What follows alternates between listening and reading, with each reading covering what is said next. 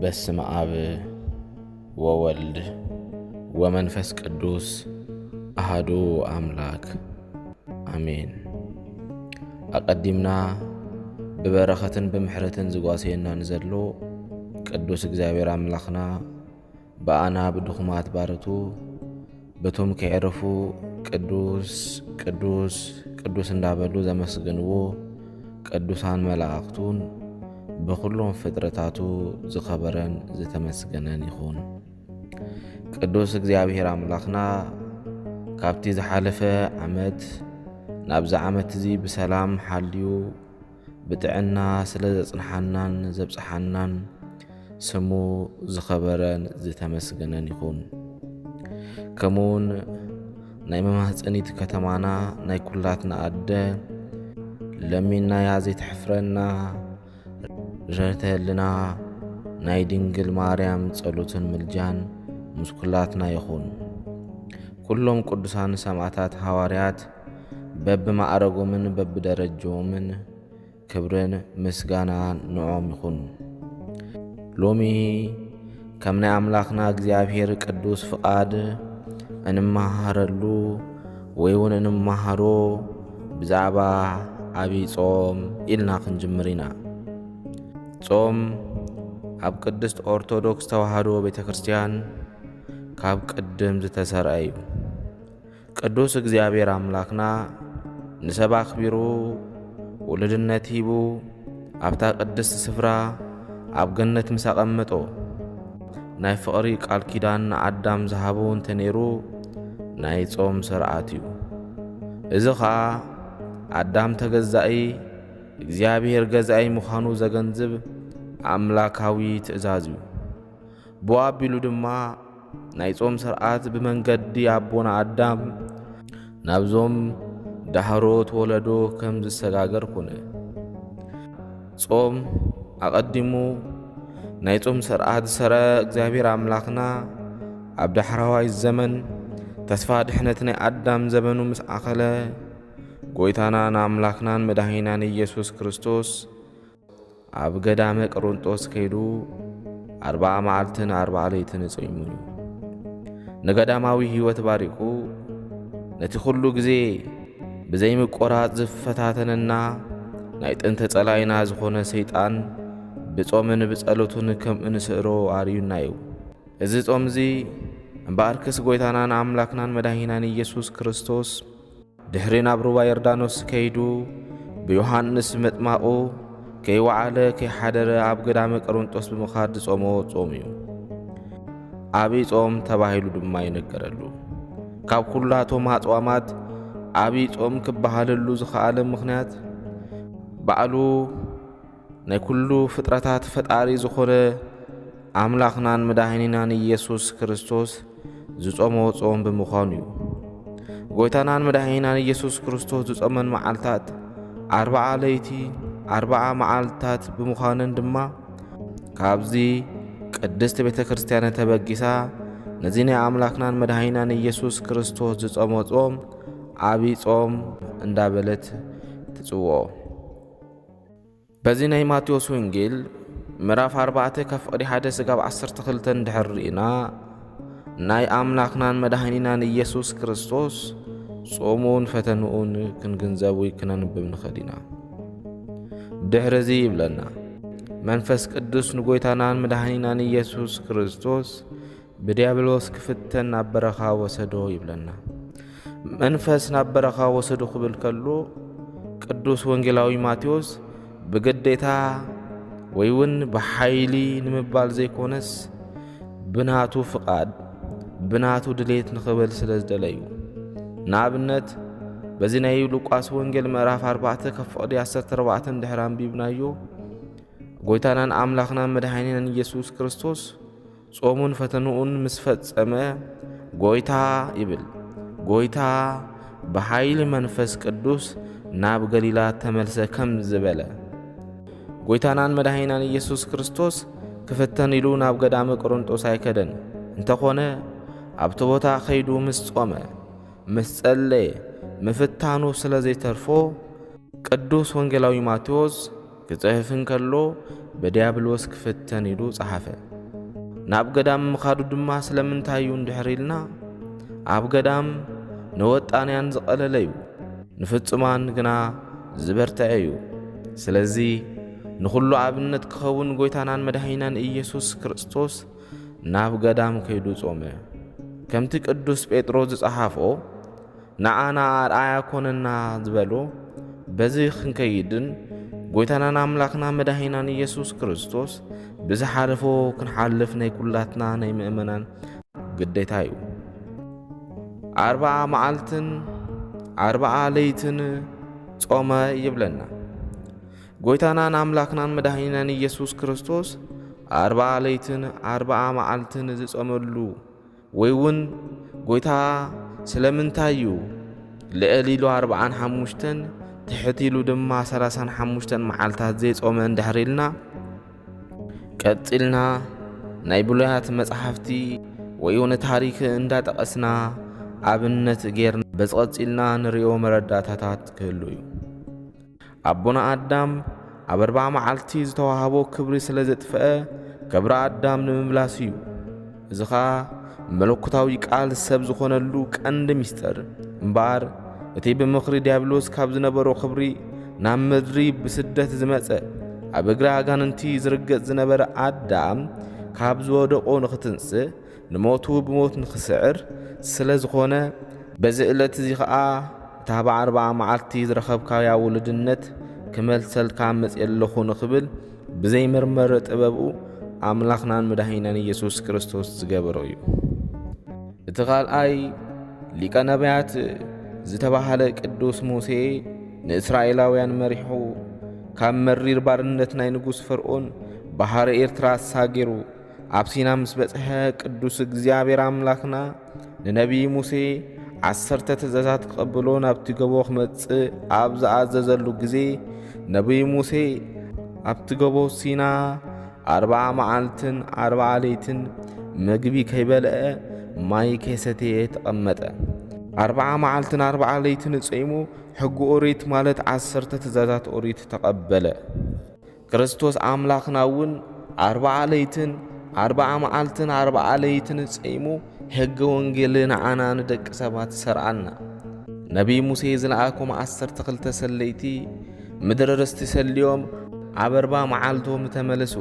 ክርስቶስ ድማ ናይ መንግሥቲ ሰማያት መራሒ ስለ ዝኾነ 40 ለይትን 40 መዓልትን ጾመ።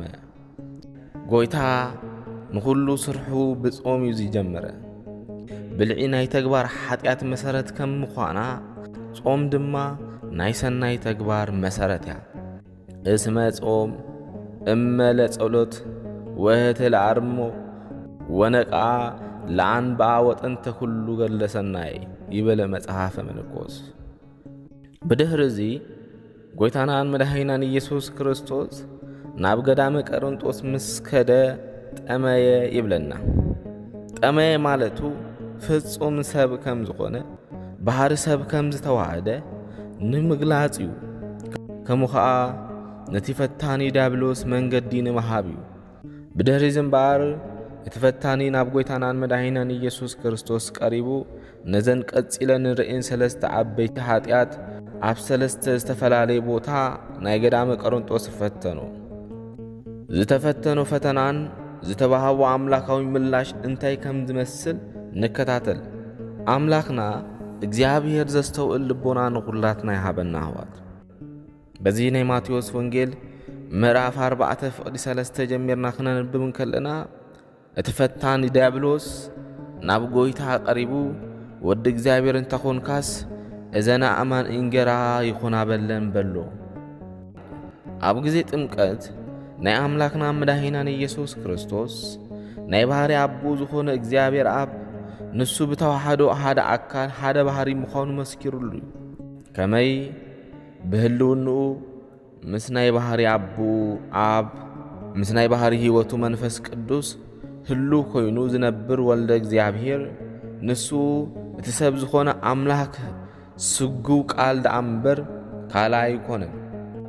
እቲ ኣቀዲሙ ሊቀ ሐዋርያት ቅዱስ ጴጥሮስ ኣብ ቄሳርያ ንስኻ ወዲ ሕያው እግዚአብሔር አምላኽ ኢኻ ኢሉ ዝመስከረሉ ደጊም ባዕሉ እግዚአብሔር ኣብ ማይ ሩባ ዮርዳኖስ ብኡ ዝሰመርኩ ፍቱው ወደይ እዙዩ ዝብል ዝሰምዐ ሰይጣን እምበኣር ወዲ ኣምላኽ እንተኾንካ እዘን ኣማንን ጌራ ይኾና በልበሎ ከምቲ ንኣዳም ብብልዒ ምኽንያት ዘስሓቶ ጠምያ ኣሎ እሞ ህብስቲ ርእዩ እንተሰሓተ ብምባል ጎይታናን መድኃኒናን ኢየሱስ ክርስቶስ ግና ሰብ ካብ ኣፍ ኣምላኽ ብዝወፅእ ቃል ዳ እምበር ብእንጌራ ጥራይ ኣይነብርን ዝብል ጽሑፍ ኣሎ ኢሉ መለሰሉ።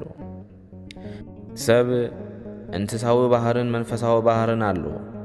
እንስሳዊ ባህሪኡ ካብ መግቢ እንተተኸልከለ ናብ ሞት ይበጽሕ። መንፈሳዊ ባህሪኡ ድማ ካብ ቃል እግዚአብሔር እንተተኸልከለ እንተተፈለየ ናብ ነፍሲ ሞት ይበጽሕ። ከመይ ቃል እግዚአብሔር መንፈሳዊ ምግቢ እዩ። ነቢየ እግዚአብሔር አሞጽ ሰሲተ ልብ ቃላቲሁ ለእግዚአብሔር ቃላት እግዚአብሔር ምግቢዩ ይብል።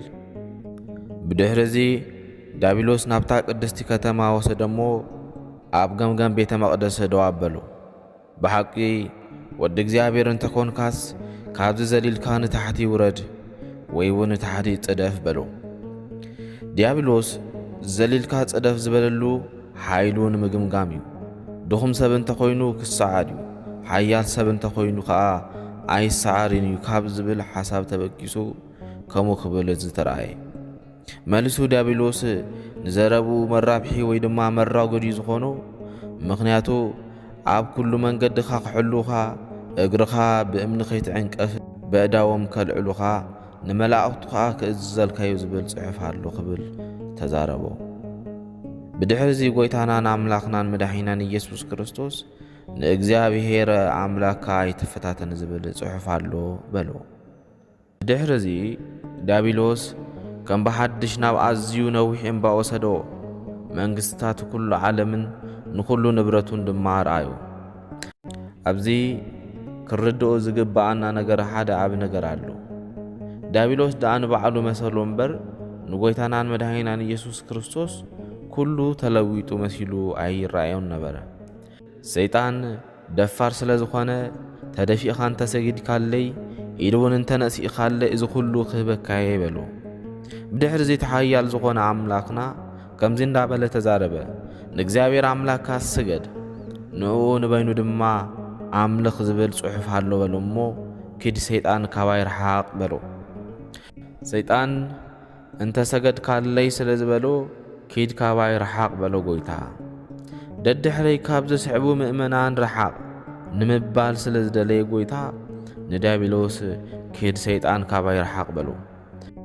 ኣብዚ ክንሪኦ ዝጸናሕና ወንጌላውያን ድማ ከም ዝጸሓፍዎ ወሰዶ ዝብል ቃል ሰይጣን ሓሳብ ንምርኣይ ስለ ዝኾነ እዩ እምበር እቲ ሓያል ዝኾነ እቲ ንኹሉ ዘቕውም ሓያል ኣምላክ ተገዲዱ ኣይኮነን።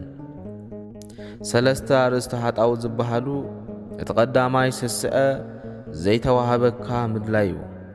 እቲ ካልኣይ ትዕቢት እዩ፣ ኣምላክነት ምድላይ እዩ። እቲ ሳልሳይ ድማ ፍቕሪ ገንዘብ እዩ፣ ይኣኽለኒ ዘይምባል። ጎይታናን ኣምላክናን መድኃኒናን ኢየሱስ ክርስቶስ በዘን ሰለስተ ኣርእስተ ሓጣው ተፈቲኑ ንጸላይ ዲያብሎስ ስዒሩ እዩ። መነኮሳት ዝደልይዎ ስለ ዘይረኽቡ ጸሮም ስስዐ እዩ። ኣብ ገዳም ወይ ድማ ኣብ በረኻ ዲያብሎስ ብስስዕት እንተመጾም ብትዕግስቲ ስዒረሎም እዩ እሞ። ካህናት እውን ኣእምሮም ዓሚቕ ረቂቕ ማዕረግና ልዑል ምጡቕ እዩ ብምባል ስለ ዝዕበዩ ጸሮም ትዕቢት እዩ። ነገስታት ጸሮም ፍቕሪ ገንዘብን ስልጣንን እዩ። ስለ ዝኾነ ኣብ እምባ ብፍቕሪ ገንዘብ እንተፈተኖ ገንዘብ ብምጽላእ ስዒሩሎም እዩ። ድሕሪዚ ሓጢኣት ካብ ሱር ከም ዝተማሕወት ኦም ገነት ኮነት።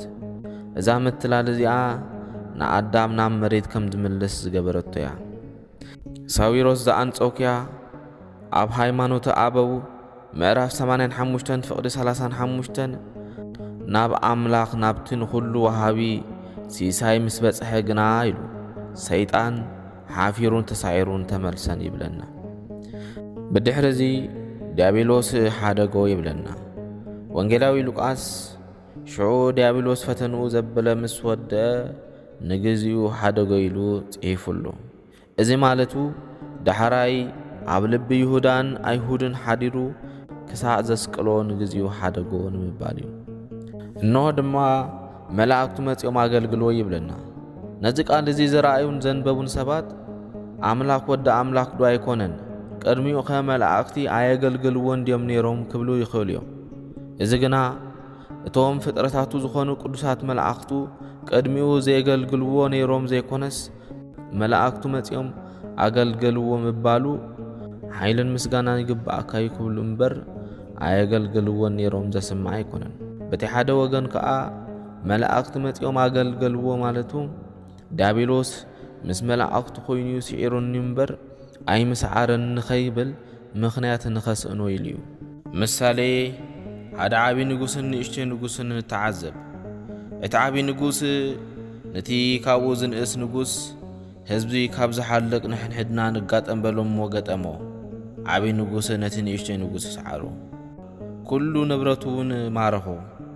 ድሕረዚ ዓቢ ንጉስ ሲዒሩ ክምለስ እንከሎ ሰራዊት ብሓጎስን ብዕልልታን ተቐበልዎ ይብል ቅዱስ ኤጲፋኖስ ኣብ ሃይማኖተ ኣበው ምዕራፍ 55 ፍቕዲ 13። ስለዚ ክርስቶስ በይኑ ንዲያብሎስ ስለ ዝሰዓሮ እንሆ መላእክቲ መጺኦም ኣገልግልዎ ብለና። ንስኻትኩምውን ብትዕግስቲ እንተሰዓርኩሞ መላእክቲ መጺኦም ከገልግልኹም እዮም ንምባል እዩ። ታሪክ ሓደ ባህታዊ ንርአ። ካብ በዓቱ ከይወፅእ መብጻዕ ነበሮ እሞ ኣብ በዓቱ ክነብር እንከሎ ሰይጣን መጺኡ ንጉስ ይጽዋዓካ ኣሎ በሎ። ንሱ ድማ ብዘይካ ጐይታ ኢየሱስ ክርስቶስ ንጉስ ዝበሃል የልቦን በሎ።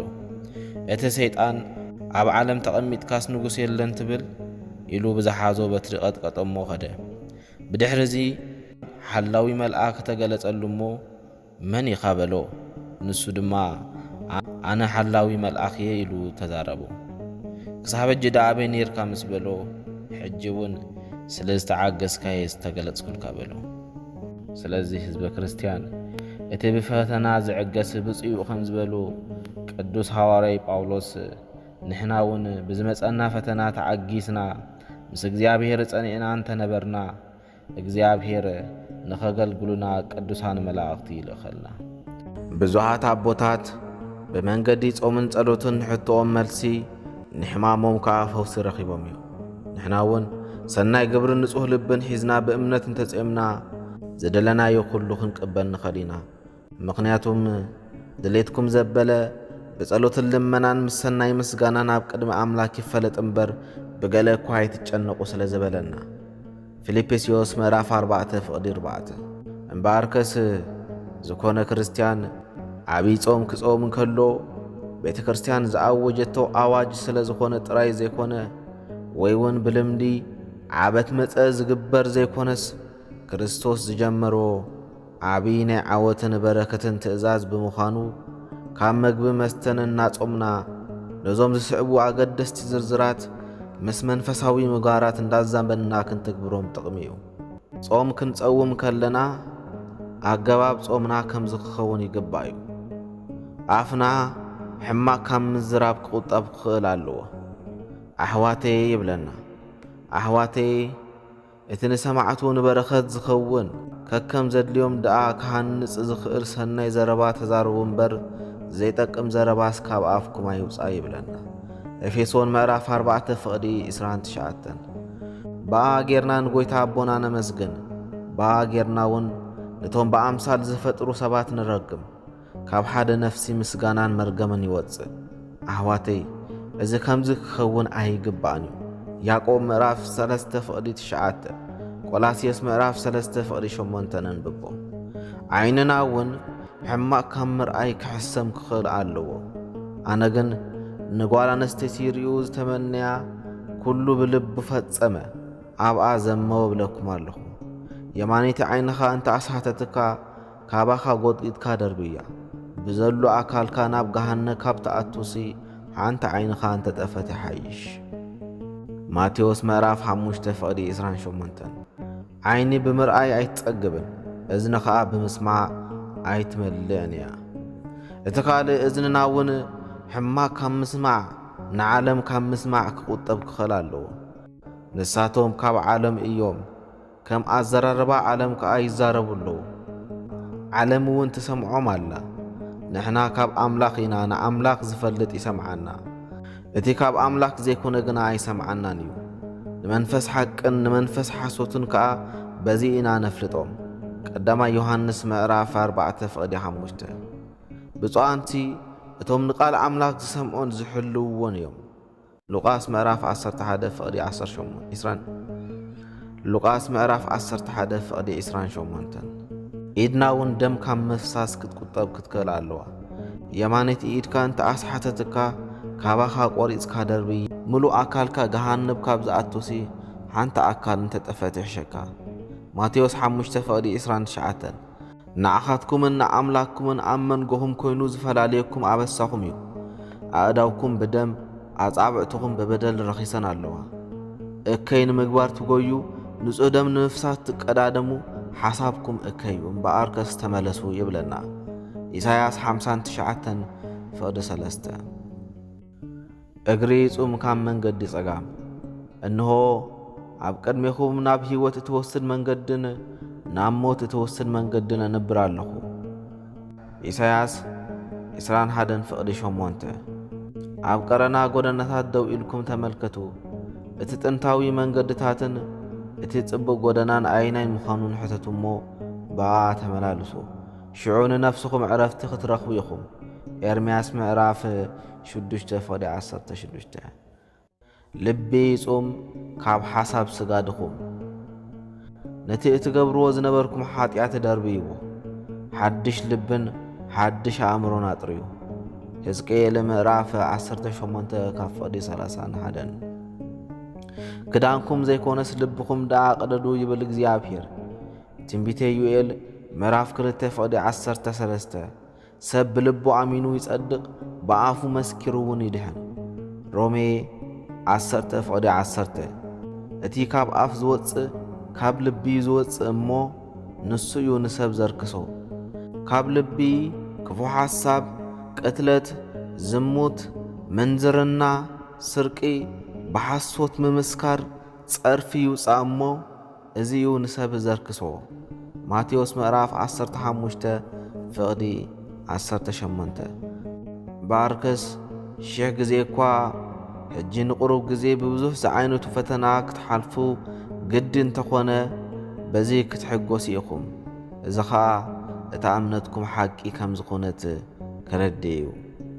ቀዳማይ ጴጥሮስ ምዕራፍ 1:6 ስለዚ ምእመናን ነዚ ናይ ኣምላኽናን መድኃኒናን ኢየሱስ ክርስቶስ ዝጾሞ ዓብይ ጾም ክንጸውም ከለና ካብ ዝብላዕን ዝስተን ጥራይ ዘይኮነ ዓይንና ሕማቅ ካብ ምርኣይ፣ እዝንና ሕማቅ ካብ ምስማዕ፣ ኣንደበትና ሕማቅ ካብ ምዝራብ፣ የእጋርና ናብ ክፉእ ካብ ምብራህ፣ የእዳውና ድማ ንጹሃት ደም ካብ ምፍሳስ ተዓቂብና ነቲ ጐይታ ዝጾሞ ጾም ጼምና ካብ ኣምላኽና መድኃኒናን ኢየሱስ ክርስቶስ ብዙሕ በረኸትን ጸጋን ንኽንቅበል ናይ ኣዴና ናይ ቅድስተ ቅዱሳን ቅድስቲ ድንግል ማርያም ጸሎትን ምልጃን ናይ ኩሎም ቅዱሳን ሰማዕታት ተራዳይነት ምስ ኩላትና ይኹን። ወስብሐት ለእግዚአብሔር ወለወላዲቱ ድንግል ወለመስቀሉ ክቡር አሜን።